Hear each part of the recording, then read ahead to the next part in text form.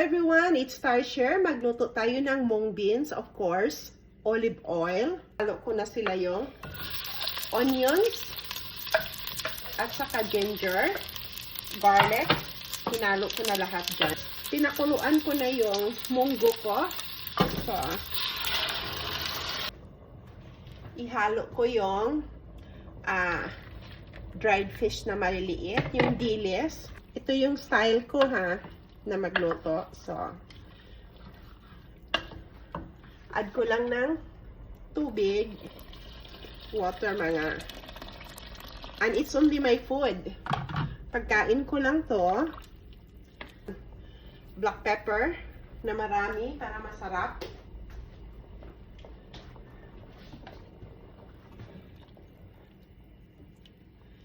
As I said, version ko.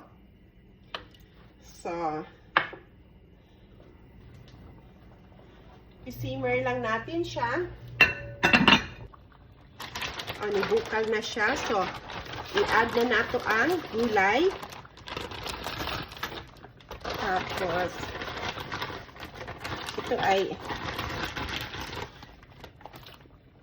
yung broccoli, yung mix na gulay. Kung anong ako kasi kung ano yung pagkain ko, kung anong available doon sa fridge ko, nilalagay ko. So, ito ay yung pichay.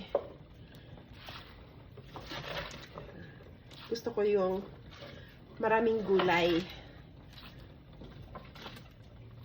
As I said, this is my version and my food. Pagkaon ko lang to siya. Ay, ang bango. Dahil nga doon sa dilis.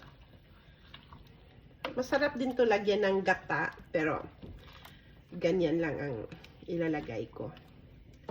So, tikman nga natin. Tama lang siya. Hindi ko na nilagyan ng salt dahil, or patis. Dilis, maalat na siya. Hindi naman masyado maalat. Pero ganyan lang. Lagyan natin ng sibuyas na dahon, yung scallion. Takpan lang natin. I-simmer natin ng mga 2 minutes. Luto na siya.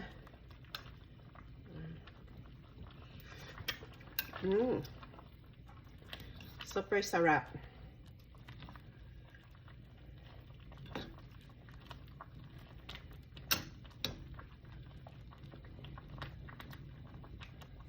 Kaon na ta. Daghan kayong salamat sa tanan. See you in our next video. Bye.